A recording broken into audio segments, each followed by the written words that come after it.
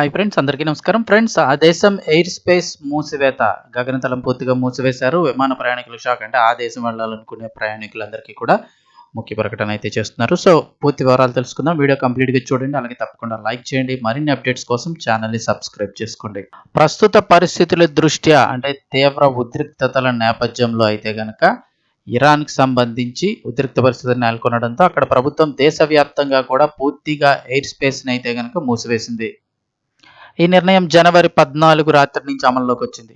Tehran flight information region పరిధిలోకి వచ్చే Iran మొత్తం ఎయిర్ స్పేస్లోని అన్ని రకాల విమాన రాకపోకల్ని నిలిపివేశారు.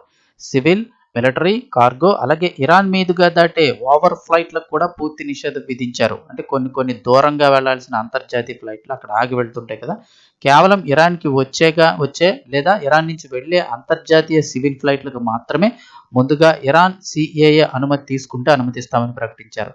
ఈ నిర్ణయానికి ప్రధాన కారణం దేశవ్యాప్తంగా కొనసాగుతున్నటువంటి ఆర్థిక సంక్షోభం, ధరల పెరుగుదలపై ప్రజల నిరసనలు, అల్లర్లు చెలరేగడంతో పాటు ఇంటర్నెట్ను కూడా పూర్తిగా నిలిపివేయడం వల్ల ఎయిర్ ట్రాఫిక్ కంట్రోల్ వ్యవస్థకు తీవ్ర ఆటంకాలు ఏర్పడటమేనని చెప్తున్నారు.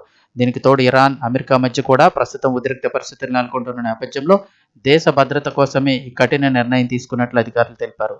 ఫ్లైట్ ట్రాకింగ్ వెబ్సైట్ల ప్రకారం చూస్తే ప్రస్తుతం ఇరాన్ ఎయిర్ స్పేస్లో కమర్షియల్ విమానాలు పూర్తిగా కనిపించడం లేదు.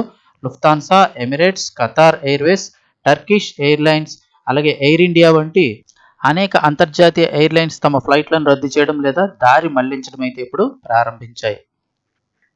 లేటెస్ట్ అప్డేట్స్ ఎప్పటికప్పుడు తెలుసుకోవడానికి ఛానల్ని సబ్స్క్రైబ్ చేసుకోండి.